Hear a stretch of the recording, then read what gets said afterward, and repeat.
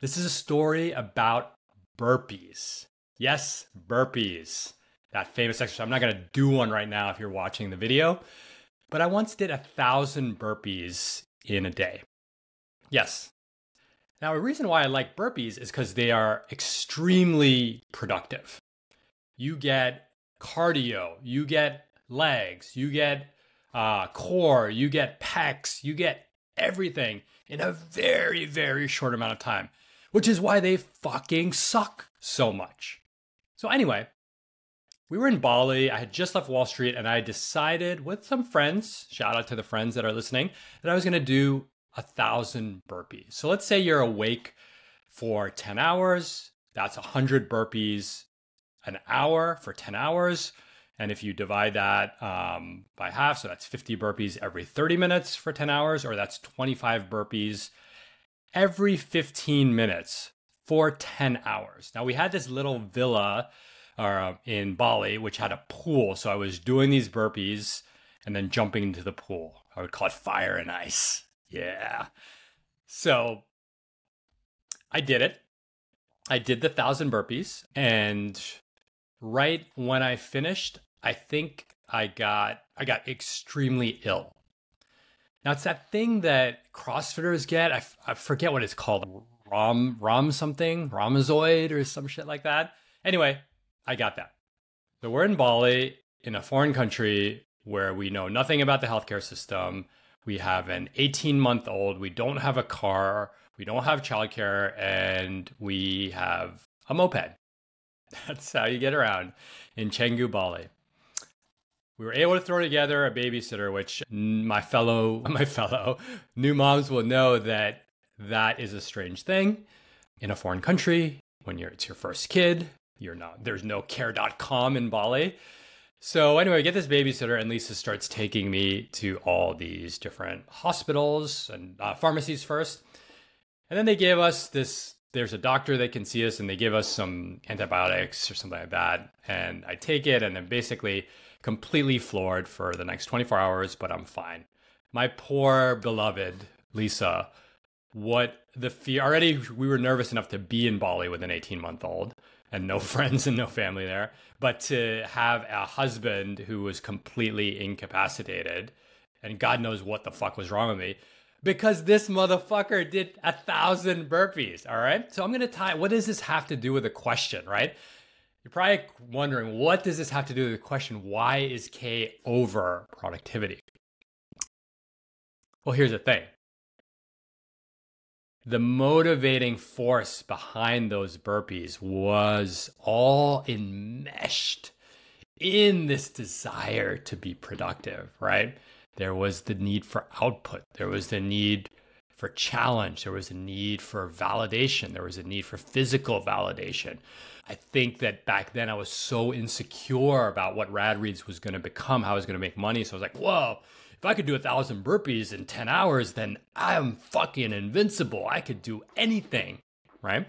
So this is at the core of this kind of highly productive thing, right? I mean, you do 1,000 burpees, you are fucking in shape.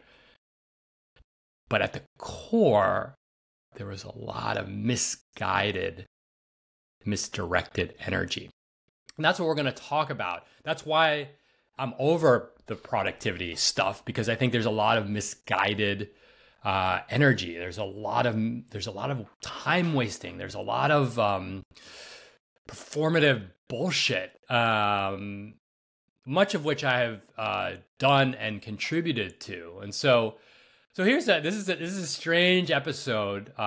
So what's going on with this productivity? So as you know, I have spent 8 years writing about productivity, coming up with frameworks like 10K Work. We taught a course called Supercharge Your Productivity. That course has made almost $1.7 million of revenue since it came out. I give talks. I've interviewed David Allen. So productivity, I've been in the world of productivity for a long time, and I'm done with it. And we're going to explain to you why. But before I explain to you why, what I'm going to do today is kind of different. We have the course. We're running the last course ever. I promise you, this isn't some fake fucking scarcity digital marketing bullshit. No, this is the last course ever because I'm done with it. That's why it's the last course ever. But what I'm going to do in this podcast episode is I'm going to teach you the entire course for free. I know the entire course from memory. I'm going to teach you the entire course for free. At the end, I'm going to give you, I know some of y'all want hacks. So if you're on YouTube, at the end of this, you're going to get 10 of my favorite hacks. Drop in the comments the shaka sign if you made it to the end. But I'm going to give you the whole course for free. We're going to run the course. The course is $2,000. And the reason why I'm doing this for free is because I just want a lot of people to have it. This is it. It's done. And then some people might say, this was cool, but I would love to have the slides. I would love to have the group coaching. I would love to be able to ask Kay questions. I would love to have the Slack community. Cool. If that's you, then you could buy the last course. But I want you to have the material for free. So that's the spirit of this episode. And I'm going to weave in. You're going to actually see. It's actually very meta as to why I'm done with productivity. It'll make a lot of sense to you. So we're going to go through this course. It's a 7-week course that I'm going to distill in the next. I've already been talking for 7 minutes. I've spit on my camera already. I get hype. We're going to talk about it for these 7 weeks. We're going to cram it in so that you can learn and apply these concepts yourself. Okay, so we talked about the burpees, but let me talk about my relationship with productivity. My 20s, productivity was, how can I make as much fucking money as possible? My 30s was, how can I use productivity to have as much free time as possible? I'm 44 now. So what is productivity in my 40s? Productivity in my 40s is, why am I doing all this shit? Right? And so you could see that evolution where it was like, how, why, right?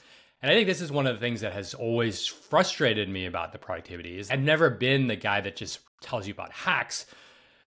I'm the guy that cares about, this is called the Examine Life fucking podcast. I tell you about the why.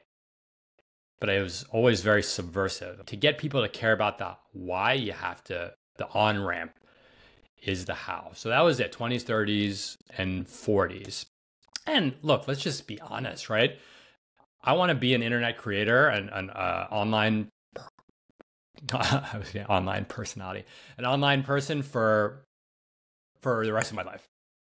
So I'm going to have to adapt. I'm going to change, right? When I was writing about productivity, I didn't have kids. I wasn't even fucking married.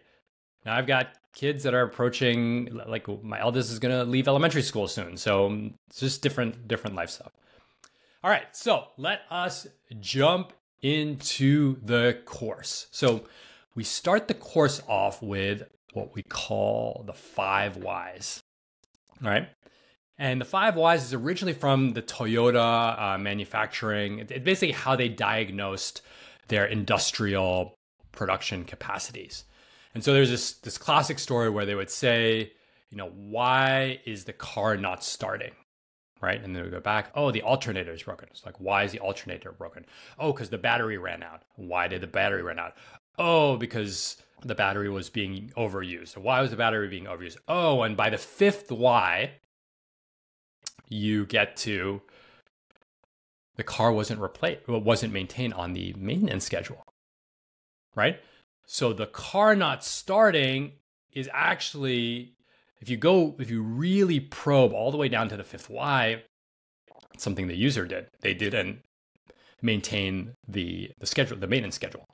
So if you're thinking about, well, how do I make this car better? You actually don't need better batteries, better alternators, better parts and widgets that go into cars that I know nothing about. What do you need? You need to make sure that the buyers of the car are getting them maintained.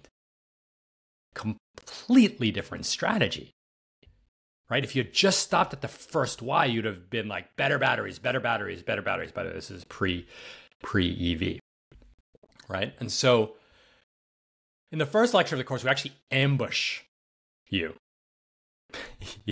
We ambush you. And we put someone, we don't call it a hot seat because we're very gentle.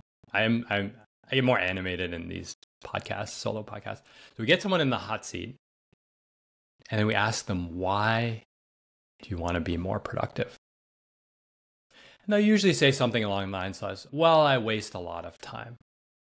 And then we'll ask why, or sometimes we'll rephrase it. Why is it important that you not waste so much time? So why is it important that you not waste so much time?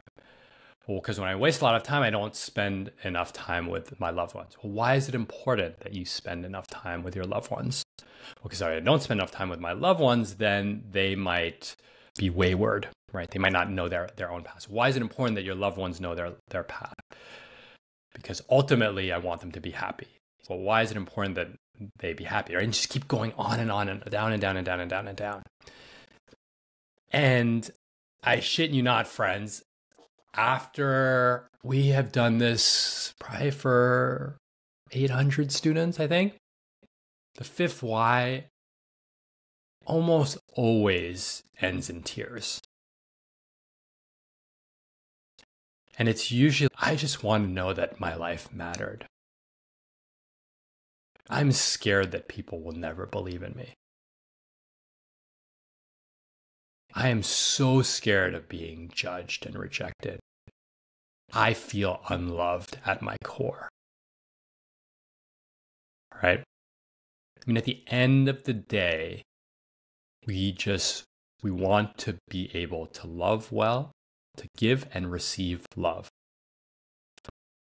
And that's what was so magical about that 5 why question, because the fifth why is it's just a very human need, right? And so you could think about all the fucking widgets that people put around productivity and the tactics and the text expanders and the superhuman and the AI and the chat GPT. And it's like, at the end of the day, you just want the ability to love well. And I think this is the second part's really hard. The ability to receive love, right? So you get into these things of perfectionisms, of self-worth and self-loathing, inner critic, the inability to start, right? That's really the heart of your, on video, giant air quotes, productivity issues, right? And so that's why in that first lecture, we set the stage and it's like, you think you want tactics. You think you want me to show you the best tool ever. But what you really want is the capacity to love, the capacity to be seen, the capacity to take risks, the capacity to show up in your truest self, unapologetic. Right? And the course, actually, we try to draw that connection. Obviously, a lot of that fifth why is in the realm of kind of deep inner work. But that's what this course is. And that's why the next version of it will drop productivity and it will just focus on the inner work. It's probably going to be in one-on-one and very targeted cohorts like finance people or entrepreneur founders or men or fathers or parents or whatever. It's going to be much more targeted, much smaller, because I don't want to do the whole bait and switch like, yeah, come here and get the tactics, all right? So why don't you try that, right? If you want to be more productive, ask yourself 5 times, why do I want to be more productive? And go down, like why? Really pull at that why. And when you get to that fifth why, honor it. Your goal isn't to fix it. Some of these aren't fixable. You have to honor them. You have to coexist with them, right? If you feel unlovable, you can't just push a button and become lovable. But you have to know that fear of unlovability is what drives so many of your decisions. And that might actually change your decision making. All right, so that was the first lecture. So the second lecture, I told you, man, this is literally the course. All right, the second lecture is, and I'm doing this fully from memory. This is actually the beautiful thing about productivity is that it actually gets internalized. And so I'm highly fucking productive, right? Allow me to just brag briefly. All right. I work about 30 hours a week. Rad Reads generates, we're having a tough year, but anywhere from like 150 to 250K a year, 30 hours a week. I don't have email on my phone. I don't have any meetings on Fridays. I exercise, I run or surf in the morning and lift in the afternoon. So I exercise three hours a day, maybe. I meditate 40 minutes a day. And you've seen the content, right? Weekly essay, weekly podcasts, daily Twitter, daily Instagram, daily LinkedIn with one colleague. And shout out to Marion, and who's a huge reason why we can do all this. But that's productivity, friends. That's internalized productivity. I just use like Apple Notes again, right? So again, think of that journey. 20s, make money. 30s, time. 40s, the why, right? And you don't have to go through it sequentially. Like the integrated version of that is what matters. So that gets us to the second module, the second lecture, which is around goals, projects, goals, and what we call domains. So I'll start you off with a story, right? Let's say, it's again the power of question. Let's say you want to have a dinner. So you're going to host people over for a dinner. So you go and you spend all Saturday afternoon cleaning the house, and then you make a run to Trader Joe's for your cheap shit. Then you make a run to Whole Foods to get your vegetables. You come home, you're cooking and all that, and then you're like, oh shit, I forgot one thing. So you have to go back out and get cilantro, right? You get the cilantro, you come back home, you're cooking, you're a little bit stressed out and all that, and then you have this beautiful dinner. And so you have this dinner, you host these friends, and so the goal here might be to have a dope dinner. That is the doing goal. What do you want to do? But upstream from that, there's a bigger question. It's what does this dinner symbolize, right? The dinner symbolizes, again, so much of it comes back to love. It's like your capacity to love or to show community or to be there for people, to bring people together, right? And so that's who you want to be. You want to be this container of love. Let's say that. I call it in the class, I call it heat-seeking love missile, but that was before the Ukraine war. And I was like, just let's get rid of all the war analogies and let's just call it a container of love, right? So you want to be, right? So what do you want to do? You want to organize a dinner. Who do you want to be? I want to be a beautiful container of love. The funny thing about these solo episodes is I got to entertain myself so I don't bore myself to fucking death. And so I've got to do theatrics and all that stuff. So who do you want to be? What do you want to do? Have a dope dinner. Who do you want to be? You want to be a container for love. You want to be a great parent. You want to be a leader in your field, right? And so you start to see, I actually don't have goals, and we don't teach goals in this course. I think goals are bullshit. Not bullshit. Sorry, that's too harsh. I think goals miss the point. And goals set you up for disappointment because you want the goal. So you're kind of striving. You get the goal. You have a bunch of physical sensations like, whoa, I feel great. I get the goal. And then you move to the next goal. It's a constant one then trap, right? So that's why we don't teach goals. We want something more integrative, more integrated, more kind of more present focused, so to speak. So we have you think about these B goals. And the question is that simple. So if you're taking the course right now, who do I want to be? Right? And you can think of it in different ways. How do I want people to talk about me when I'm not around? What's on my tombstone? How do I want my kids to describe me? How do I want my spouse to describe me? Man, those are good, right? Damn, I don't want my kids to describe me. That's who you want to be, right? Think about it. All right. So that's B goals. So set up your B goals. Then we have projects. Projects are easy. That's what you're good at. That's your standard to-do list fare. I was going to say it's your Shake Shack of fare. That's a bad joke. But anyway, your projects. Projects are a group of tasks that have a deliverable and an end date. And you guys are good at projects. I don't need to tell you much more about projects, but it could be like plan my wedding. So you have a wedding, you have all these tasks, and then you have the wedding, and then it's over, and then you wipe that project off.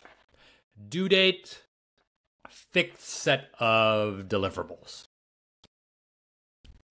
But if only that was the best, the only part of the picture, because there's something else. Remember that Eisenhower matrix?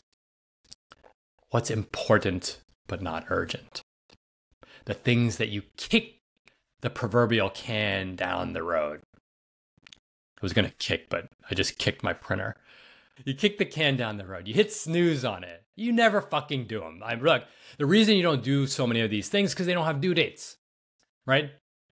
So we call these domains. So again, we have B goals at the very top, one level below, projects, and then next to it, what we call domains. So we help, domains they satisfy a simple test. They're groups of activities that say, I need to maintain a standard in these activities, but there's no end date. So what do I mean by that? Your health, your blood pressure, your pre-diabetes, talking to myself, your hair loss, talking to myself. How are you going to take care of those? Right? There's no end date, right? It's not like on July 2026, I will stop worrying about maintaining my health. No. In fact, you'll have probably more things to worry about your health on July 2026 than whatever, September 2023. So domains, I'll make it easy. Health, key relationships, finances, self-improvement / spiritual growth / learning. You can kind of collaborate that how you want. Giant assets like home, car, right? Your home probably has a bunch of activities, and you might sell your home, but you know what I mean? Like you're probably not thinking of selling your home. So all of these things are a standard, right? You need to maintain your house to a standard. You need to maintain your health to a standard. And yes, some of them might have tasks like mow the lawn, but others might be more nuanced. Ensure that I change the septic tank every 7 years, right? Or notice the cracks in the garage door, right? Keep checking in on the cracks of the garage door, because at some point the garage door is going to crack, going to break. So those things, they don't have an end date. And I mean, we don't even have to talk about money, savings and estate planning and wills and living wills and 529s. And yes, some of them are tasks, but others are, for example, I've been thinking that we're in a very lucky position, but we want to die with zero, or do close to die with zero, which basically means you give your kids money maybe when they're 30, when they're 40, versus a lump sum when you pass. So I think we're fortunate enough that we'll have more left over when we're gone. Do I need to do anything about that? Do I need to set up structures so that I don't, A, that I can maximize the gift to them, but B, that I don't, screw myself if they, do something nefarious, or if something happens, right? So I need to talk to an estate person, or my homie Adam Katz, who was in episode 11, I think, my wealth manager. So again, you could see that that's a task, but it's kind of a squishy task. And you could see how you could just be like, next weekend, and 2 years go by and you still haven't done any progress on that. Because the deadline for this doesn't matter. The deadline for this is so far away. So these are the important and not urgent, right? They're domains. So, okay, so let's do a little recap. This is module 2. Who do you want to be? What are the projects? Projects, super easy. You guys are used to that. And what are the domains? Health, money, relationships, self-improvement, big assets. And they each have tasks with them. Now, we don't cover this much in the course, but the key to domains is having really good habits. And it's to really internalize that behavior. Again, it's like why we're not teaching this course anymore, is because I want the next chapter for me is to meet people who have already internalized most of these behaviors, because there's so many better people teaching the tactics. There's the how and there's the why. The why is so much more juicy, but you need the how. You need a basis of the how to get to the why. All right. Module number 3. Remember, I will give you tips. I give you my top 10. If you're watching the video, just wait till the end of this video. Drop the shaka if you made it to the end. All right, next one is 10K task management, right? This is really our modified, watered down version of David Allen's Getting Things Done. And that book is powerful. We are going to talk about it in a subsequent episode with Nat Lyson. But this is the whole thing. It's a fucking 310-page book on productivity. Most people have no business, none, reading a 300-page. Read a 300-page book for enjoyment, yes, but a 300-page book on productivity. And that kind of is at the heart of my issue, why I'm kind of getting out of all this productivity stuff is, for a long time, I read the 300-page book so I could teach it to you all in an hour, 2 hours. I don't even want to do that anymore. Someone else, I'm handing that off to someone else. And I'll refer, if there's a great someone else that does that, I will refer people to that someone else once we retire this program. Again, the why is so much juicier than the how. Okay, 10K task management. These are a few principles. Once you've set up your lists, projects, domains. Now, module 3, how do you make it all happen? Okay, the first thing is capture inboxes, right? This is one of the reasons why I was so obsessed with productivity. I didn't want to worry about shit, ever. So that's why this is a GTD concept. By the way, I'm saying GTD like everyone knows what the fuck I'm talking about. GTD is Getting Things Done. It's a book by David Allen that came out in 2003 that is very good and very long. Chances are you're not going to read it. It's very good though. Okay, so the reason why I got into productivity is I just didn't want to worry. I didn't want to worry that I was missing something for my boss. I didn't want to worry about scheduling my annual physical. I didn't want to worry when I had an idea walking down the street. Like, oh, fuck, did I change the fire alarm? Shit. Right? When you got young kids, you got to keep that shit changed. I didn't want to worry about that stuff.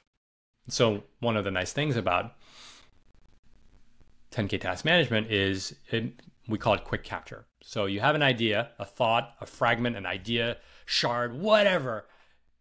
It gets captured. Quick fucking capture. That's why it's called quick capture. Quick fucking QFC. Quick fucking capture. Capture. And there's 3 ways you capture it. You capture it in your to-do list. And again, this course, by the way, is completely, I don't care if you use Notion, Todoist, a piece of paper, a bullet journal. It doesn't matter to me. This is a system, not a tool. So you capture it. And I would suggest you capture it in 2 places. And if you're a ninja, like super advanced, I'll give you a third option. So capture it somewhere, Apple Notes, somewhere digital, Apple Notes, Apple Tasks, Apple Reminders, or whatever to-do list app you use, Notion. Then always have a notebook near you, because that's quick capture. That's the best. The fastest capture is a notebook.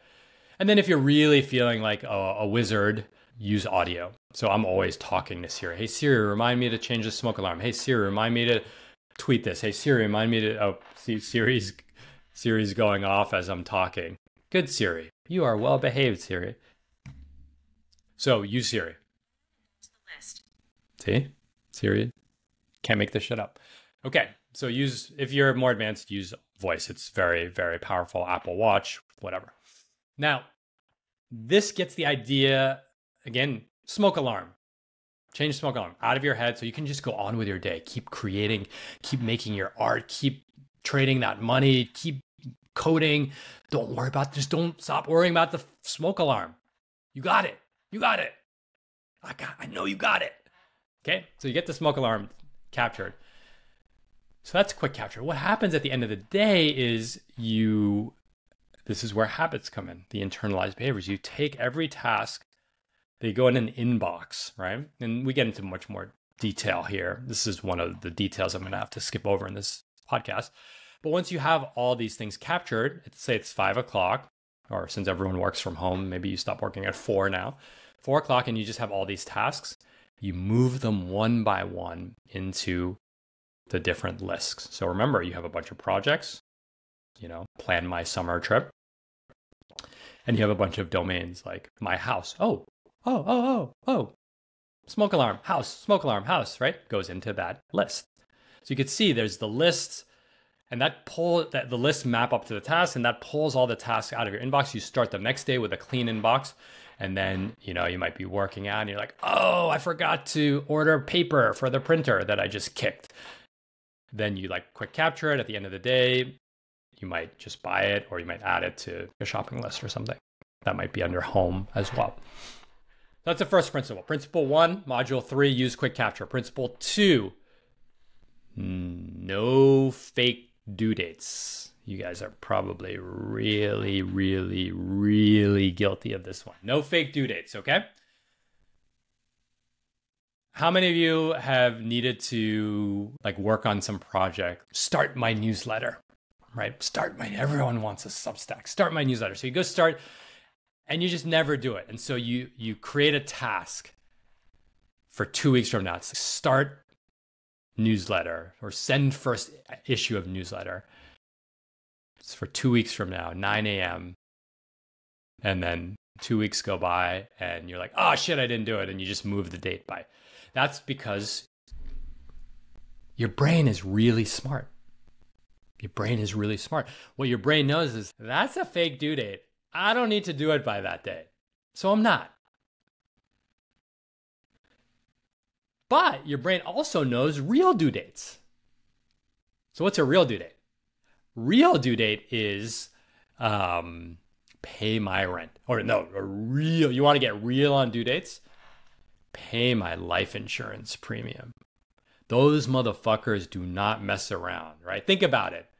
They are just happy as fuck to be like, oh, you forgot your payment, canceled.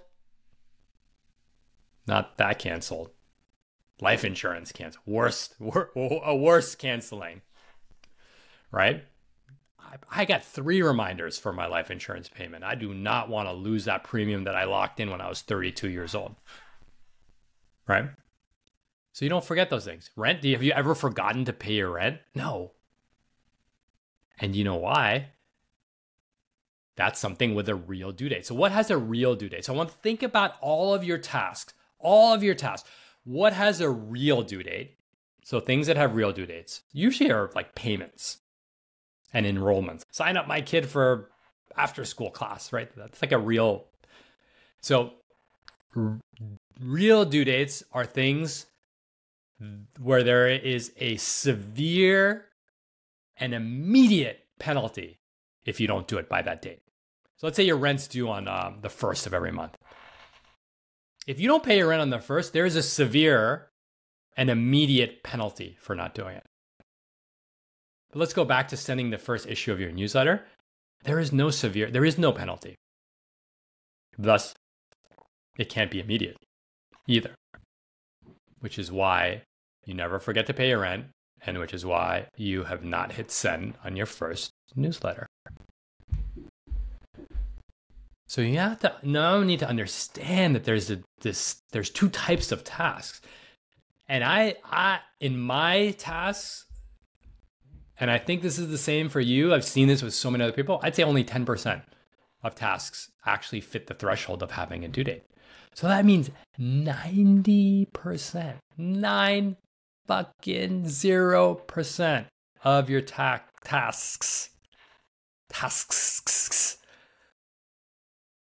90% are not worthy of due dates. So what I want you to do, if you're taking the free version of this class, go into your tasks and look at the test. Is there an immediate and severe penalty if I don't do it by this date? And if the answer is no, you must remove the due date. And you're probably saying to yourself, I can't, or I'll never do this thing. Well, we'll cover that in one of the later modules in this video, which is the weekly review. Right after we do the weekly review, I will give you the 10 tips, because I know you're like, "Hey, give us the 10 tips." They're coming. You could fast forward the video to the last 7 minutes and you'll get the tips, right? If you're that lazy. All right. That was module 3. Module 4. Module 4 actually takes place over 2 live sessions, and it's all about 10K work. 10K work. High leverage, high skill. It is the reason. 10K work is the reason why I don't work a lot. I'm not kidding.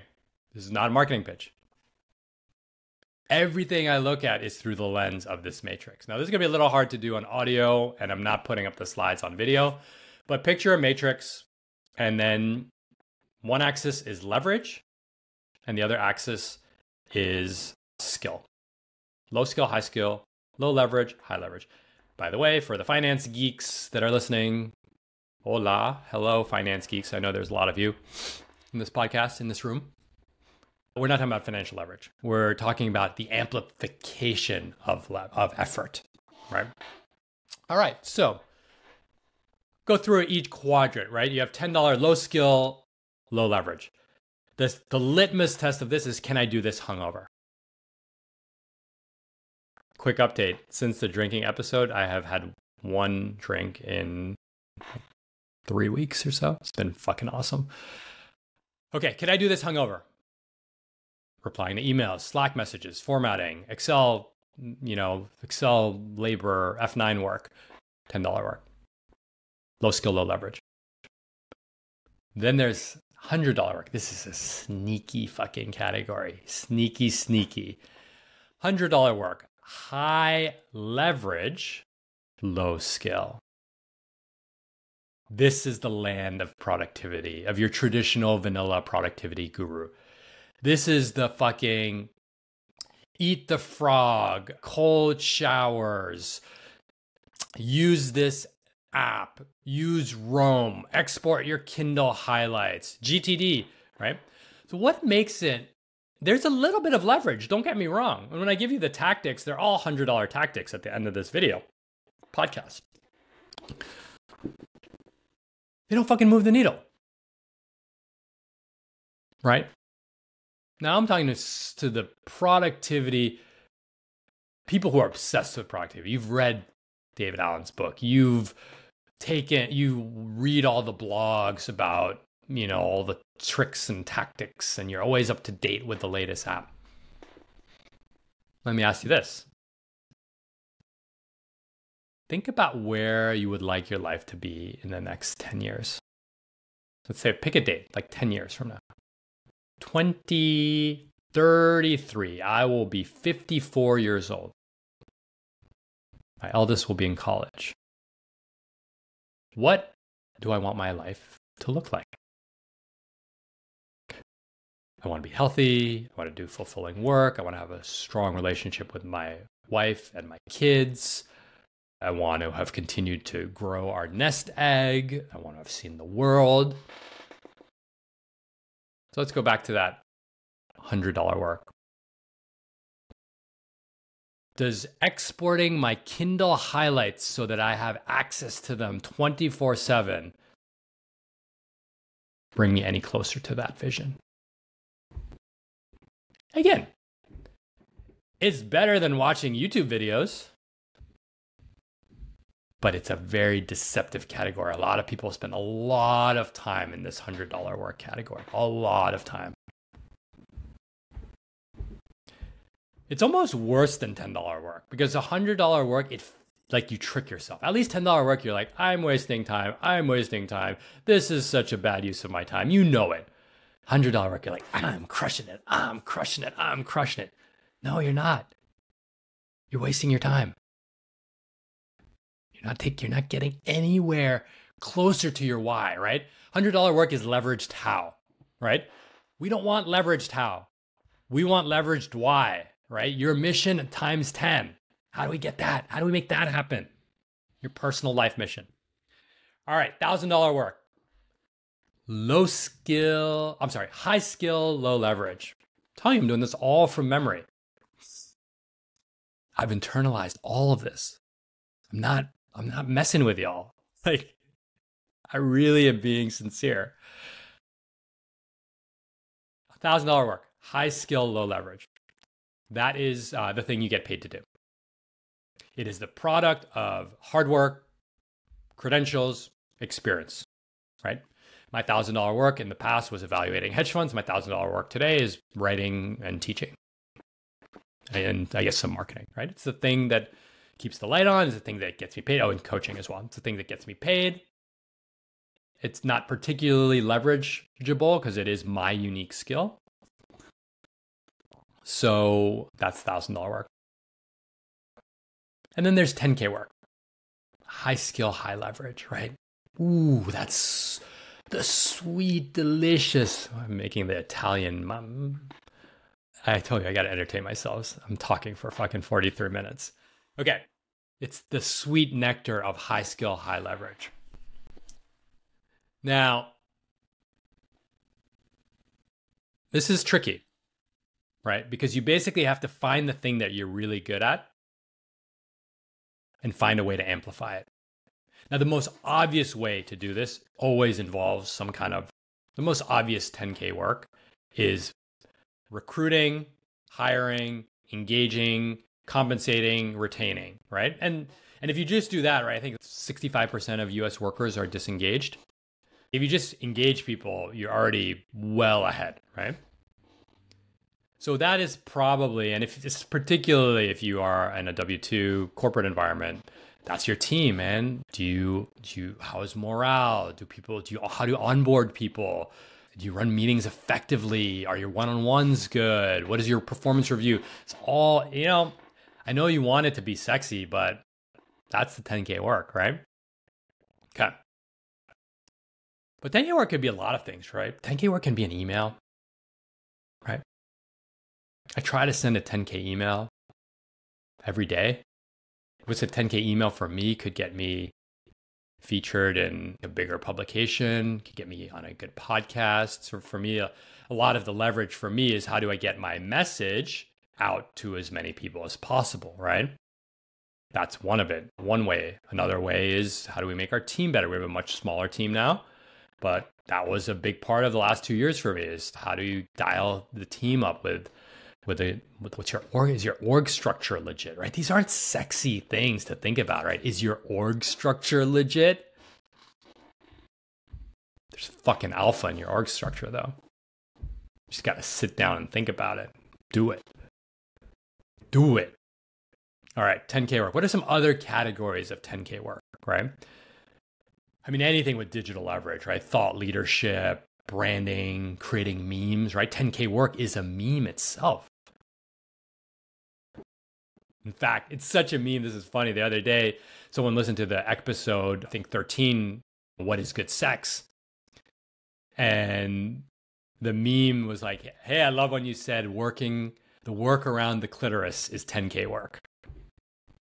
I was paraphrasing what my teacher was telling me on the podcast. But think about that. Someone is using our language in a context that's even beyond the way we talk about it in a public forum, Twitter, X, right?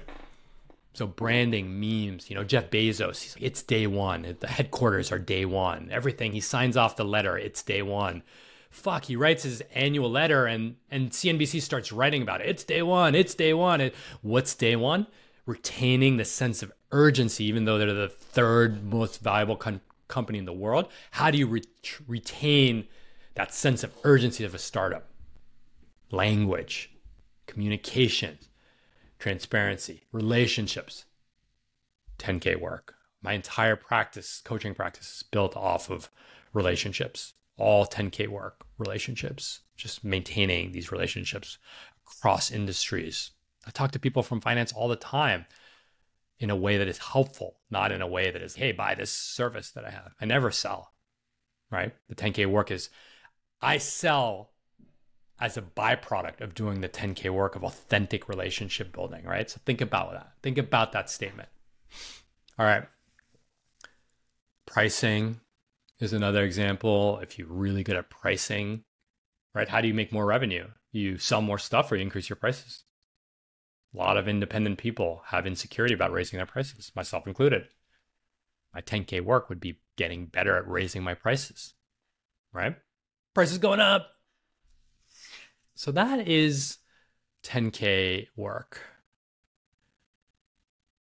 Module 5 brings it into focus with very specific examples. How do you build that portfolio of 10K work? The portfolio of 10K work is think about a regular portfolio. You have a little bit of cash. You have some bonds that pay interest, coupon. You have stocks that, generate reasonable wealth over the long term. And then you have high leverage stuff, startup equity, crypto, real estate, things real estate actually has leverage in it. So if you think about that as a portfolio, right? Depending on your risk tolerance and what you want, I don't keep cash. We're doing a separate episode on my finances. I don't have any cash. I just live off, I manage cash through margin, and I don't have any bonds. So I have only stocks and then equity, which is basically in myself and other like private equity things, but mostly in myself. So I just own stocks, which is 1K work, and equity in myself, which is all this stuff that you're consuming, which is the way that this compounding is going to bring me financial remuneration. But that's my risk. I take risks. Someone else might say, you know what? I'm going to do mostly $1,000 work. I'm going to show up in my job. I'm going to do exactly what they told me to do to a T, right? You're going to live a great life there. I have to do some admin stuff. I might try to get a little better on the margin. So that's a $10 and $100 work.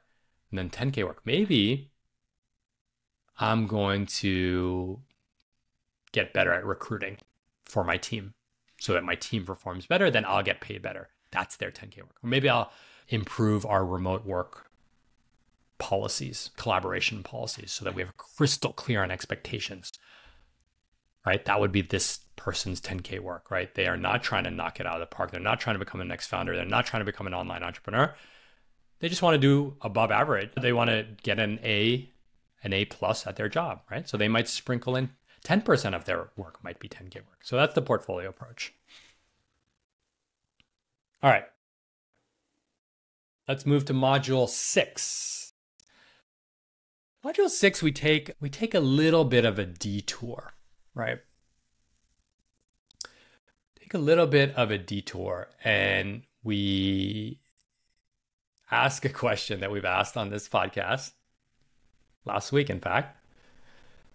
Why do we always need to take a walk with headphones, right? Or is it okay to take a walk with nothing on? And we have this module, we call them we introduced this concept of atelic and telic activities. I did not come up with it. It's from the Greeks, but I learned about it through an author named Kiran Setia, who wrote a book called Midlife. So it's a book about midlife crises. But the thing, people get a lot of whiplash after the 2 modules on 10K work because it's so outcome oriented. And they're like, well, being a good dad, or do I have to think of all my workouts in the case of 10K work? Or I'm sick of always thinking about relationship building through the lens of 10K work. And so we introduced this concept of telic and atelic activities. So telic activities are done because there is an end goal that you want to achieve. So it's actually very in line with a product. Project is a telic activity. I want to have a 6-pack. And so you do a bunch of stuff and then you have a 6-pack and then you check that project off your list, right? So there's a goal. And usually the promise is the goal will bring you happiness. That's a whole different philosophical question that we will not cover in this episode. So those are telic activities. So get a promotion, save up for a house down payment, write a book, right? All telic activities. There's an end goal and a result. Atelic activities, and we're very good at that. If you're listening to this, I bet you crush telic activities. You are a telic crusher. Atelic activities is doing something purely because the activity is joyful. Listening to music, calling your friend, calling your mom, making love, going for a walk, being in nature, right? We, in this kind of output, achievement-oriented society, we can do two things with AT-like activities. We can just dismiss them. What's the point? And I see this all the time with fiction. And I did this myself. I've shared this in other videos. I didn't read fiction for 15 years while I was on Wall Street because I'm like, this shit doesn't make me money. And so I would read textbooks and books on options, pricing, and all this stuff. Really hardcore shit. But then I'm like, all the fucking joy has been sapped out of my life. I love fiction. I love literature, right? And so you could see these trade-offs that we make. Oh, we decide to listen to the all-in podcast instead of listening to music. Or God forbid, driving in your car in silence. I once put a video out there. It was like, when you take a trip by yourself, do one leg with a music or podcast and the other leg in silence. People look at me like I have four heads. Are you out of your mind? That's so unproductive. I'm like, well, maybe that's part of the point. Again, my qualms with all this. So we really have you think about these AT-like activities, and we really have you think about what's holding, like, why are you so against this, right? And that actually becomes a source of joy when you can embrace these AT-like activities, because you're no longer just trying to get the next dopamine hit of achievement, of output, right? And my next video is going to be about toxic achievement culture for kids, is that this is bleeding down to kids, where it's like, it used to be like, go play soccer. It's no, go play soccer, score as many fucking goals so that you could get recruited to a Division I school, so that you could then work on Wall Street, so that you could then be rich, and so then you can be happy, right? And that starts at, I see it in the fucking second grade football, soccer here, right? So we take these AT-like activities that we should just be enjoying for the activity itself, and we transform them into T-like activities. So I want you to think about what is an activity that, are you in balance? Are you in balance between the activities that are T-like, outcome oriented? They're making you money, they're getting you paid, they're getting you status. It's an important one. And the AT-like ones, no status. There's no status on a hike, bro. And think about that portfolio, and think about when you swap one for the other. Think about is it hard to be in silence, right? Now, I'm not even talking about meditation. I'm just talking about taking a fucking walk in silence. No, you can't call your mom in that walk, even then. All right, how are we doing on time? 55 minutes. You guys are 10 minutes away from the tactics that you've been so patiently waiting for. Fuck, I forgot to bring water. Oh. All right. Next module, module 7, 10K questions. I love this quote. I'm not a particular fan of Tony Robbins, but the quality of your life is measured by the quality of your questions. I think that people listening to this, people who are driven by productivity, are too focused on questions that have very specific answers. And in fact, they've probably lost the urge to question. There's a statistic. They looked at the percentage of dialogue that was questions in little kids, and it was like 80% question. A little kid speaks 80% in questions. And then they look at an adult, it was 20%. We stop asking questions. We think we know all the answers. Questions require humility. Questions feel like a waste of energy. We just want the answers. I might have said that one already. So we help you. This is the beauty. This is the direction I want to keep going in. It's not as sexy. There's not this like quick hit, but we basically help you in module 7 come up with 2 types of questions. We have North Star questions, which is kind of like, where am I headed? We actually use questions in lieu of goals. In lieu. I love saying that. In lieu of goals. It sounds so fancy. So North Star questions, where are you going? And the other types of questions are alignment questions. Still doing it from memory. So North Star questions are like, what does success mean to me? Who am I with it? What does success mean to me? When will I know that I'm happy? What is enough? Right. The beautiful things about these questions, they're not really, yes, you can answer them with your brain, but there is a bit of a spiritual surrender in some of these questions. Like, when will I know I have enough? It's not $5 million. No, there's a surrender. Pema Chodron calls it this groundlessness, right? These questions are a little groundless. If you think you can answer them with a bulleted essay and a PowerPoint, think again. Those are the North Star questions. So they kind of aim you loosely. They're the closest thing we have to a goal. And the alignment questions are you in alignment? What would I do if I wasn't afraid? How am I showing up for the people I love most? Who gets my best energy? Am I at peace?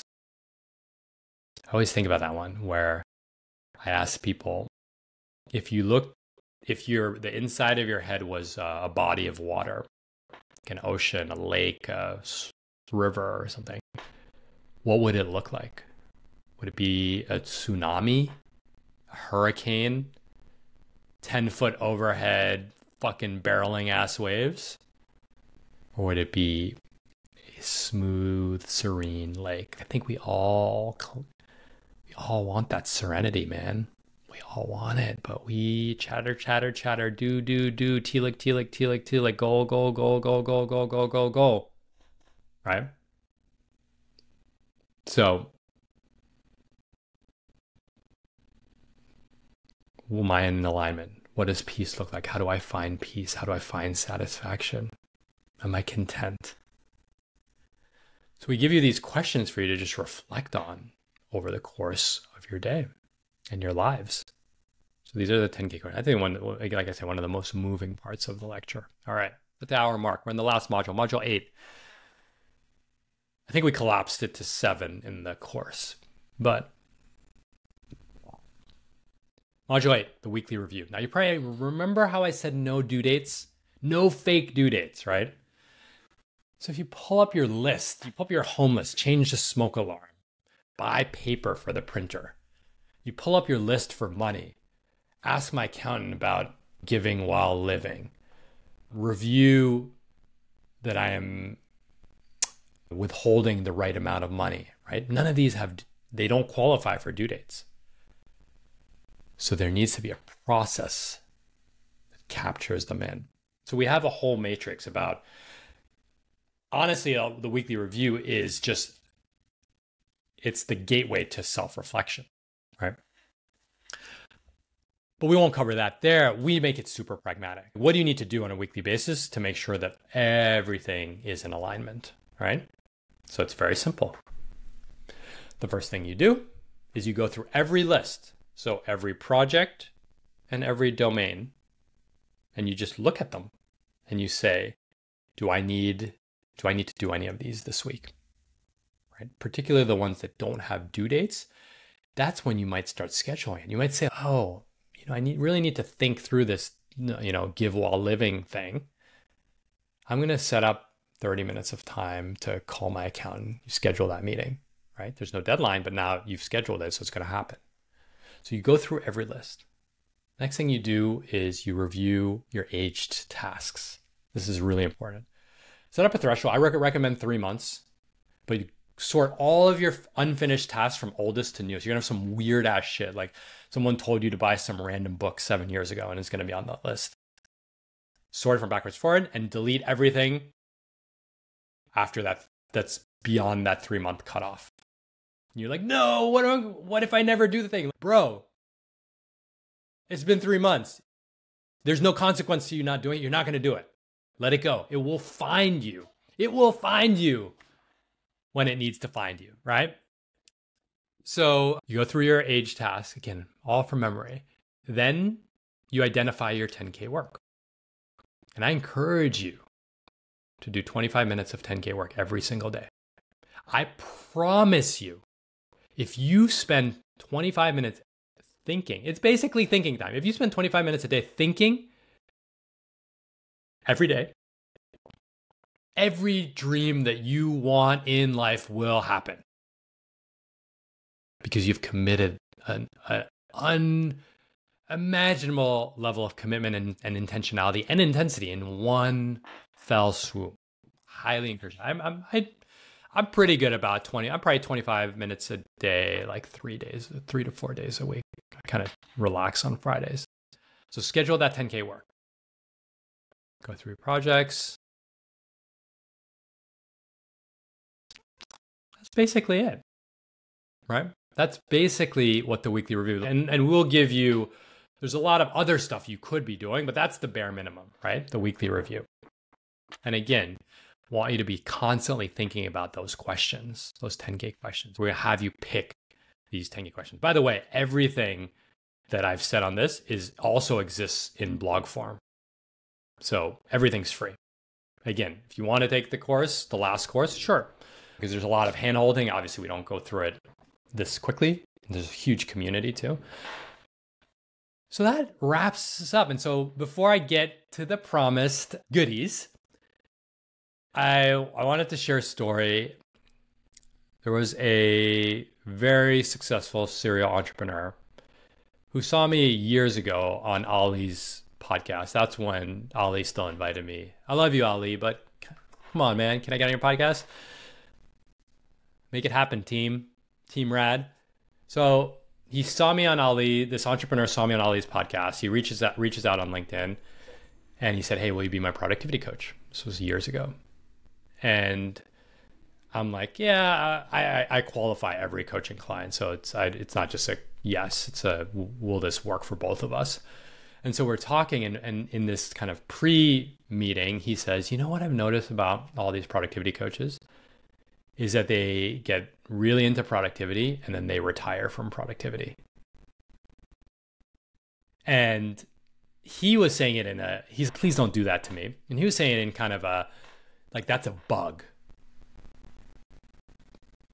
We still talk now. He's my longest coaching partner. Probably listening. If you're listening, shout out. I love you, man. We don't talk about productivity anymore. We talk about 10K questions. We talk about family. We talk about mission. We talk about dying with zero. We talk about all that stuff, right? He's fucking productive. I'm fucking productive. So I think that the fact that you stop talking about it is a feature. It means that you've internalized it. And that's it. You move on. There's this quote. I did write this one down. It's about money, but you could say it's like productivity. It says, money is like gasoline during a road trip. You don't want to run out of gas on your trip, but you're never doing a tour of gas stations. I'm done giving the tour of gas stations, but I want to give you the map. That's the next chapter for me. It's helping you find the map, giving you the gas when you need it, but we're done giving you the tour of the gas stations. All right, so you waited this long. What are my top 10 productivity tips? All right, I wrote them down. This I actually did write down. Number one, touch it once. An email comes in, a task comes in, tasks you quick captured, email, act on it right away. This helps that I only check my email a couple times a day. Touch it once. Don't let these things linger, right? If it's lingering, it's using up unnecessary cognitive space. Number two, use the social media password trick with your spouse. I'm pretty prolific on social. I don't have Twitter on my phone. It's all scheduled. I have all this stuff on my desktop, but social media on desktop is not fun. Not at all, especially not Instagram. So I have 7-minute timer for TikTok and Instagram. But the thing is, I don't know the code. Lisa, my wife, knows the code. So when I run out of those 7 minutes, I have to go to her and say, sweetheart, can you please unlock TikTok for me? You end up using that one sparingly. All right, number 3, keyboard shortcuts. I fucking love keyboard shortcuts. We talk about this in the Nat Eliason episode. I use Text Expander. I use Superhuman for email. I zip through my email. You have to learn a new language. I think I do put the text expanders in $100 work, but man, if you can shorten your keystrokes and stick with it. So I've been using text expanders for 5-7 years now. But the funny thing is they have this statistic, like you save this much time because they convert it to words per minute. And I was like, I use text expanders all the time. And I went to the how much time did you save? It was like 6 hours. I'm like, great. I definitely spent more than 6 hours coding them in. But that was a one-time cost. That was number 3. Number 4, if it scares you, dig in. That email that you're just resisting, that task you're resisting, there's a story behind it. Go figure it out. Right? It has to do with that 5th why, right? Rejection, unlovability. Number 5, quick capture.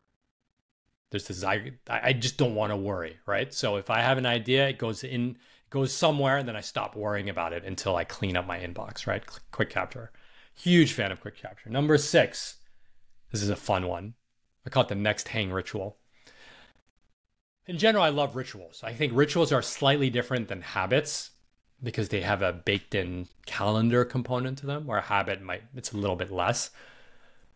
But with my homies, we get together, and then right when we leave, we whip out our phones and we pick a date 6 weeks ahead and say, hey, we're going to hang out again. Calendar's wide open. None of that back and forth texting stuff. Oh, are you free on this day? Are you free on this day? Stop texting me. There's people like me. I only respond to texts at night that slow down the chain. Nope. Rituals, next hang hack. Relationships. We talked about networking a bit. Just released earlier a really long YouTube video that talks about how I use networking on Wall Street. I keep in touch with everyone who is important to me. And this could be important in we vibe. It can be important we've worked together. It can be important that we have a unique shared history.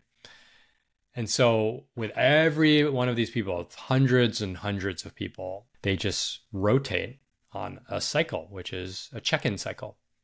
Couple months, couple weeks, a year is the minimum. So many of you listening have probably been on the receiving end of my birthday. I make these like elaborate birthday videos for everyone, all my friends. And so I just have this ongoing reminder schedule of, did you check in with this person, this person, this person, this person? All right. Minimize the number of decisions. I hate making decisions. So I try to make everything not a decision, right? That means automating things, but it also means recognizing that certain decisions come with a million other decisions. A huge example of that is buying a home versus renting. I just don't want the decisions. Should I interior design my house? No, because I'm a renter. Done. Next question. So that's a personal philosophy. Minimize for number of decisions and decide quickly. So there's just, I want to be at peace. I don't want to worry about stuff. Life's too short to be thinking and ruminating about shit that doesn't matter. Habit stacking, number 9. So I'll give you an example. I woke up this morning, meditated. I didn't look at my phone at all. I meditated. I drank a thing of water. I dropped my kids off at school. I had my gym shoes laid out. I ran 6 miles. I came back. I made a keto breakfast. I had my coconut water ready. I had my 7 vitamins and some supplement and different electrolyte supplements. That's it. It was all there. There's just like all those habits fit together, right? Like I'm better at getting my kids ready for school when I haven't checked social. I eat better when I've run. I run better when I've actually I do the atomic habit. I lay out my running clothes so that I just pick them up and run. Like no friction, no decisions. They're just there. That was number 9, habit stacking. And number 10, I'm a satisficer, not a maximizer, right? I'm not trying to eke out. And this is why I'm retiring from the traditional realm of productivity. I'm not trying to eke out every last penny, every last minute of everything. No. I'm trying to find the big rocks. I'm trying to find the things that move the needle. I'm going to spend all my attention there and help you spend all your attention there. That is why we have put this all here. I tried to make this as clear as possible. Hopefully you can actually implement these. If you do want to take the course, it's the last one. Again, hand in my heart, no scarcity, none of that. Just sign up link in the bottom. Then we're done. We're moving on to more work on more inner work. And the inner work is going to be much more one-on-one focused. Like I said, it's going to be group focused, and it's going to be cohort focused. So we already have a men's group of financial services professionals. There'll probably be one for parents, maybe one with founders, although I can't speak well to many founder issues. So yeah, we're just going to move more into the why. We'll touch the how. We do need the gas from time to time. And you guys listen for an hour and 13 minutes. This has been way too long. Peace, love you, rate, review, smash all the good stuff. Subscribe to the newsletter. I love you all so much. Bye.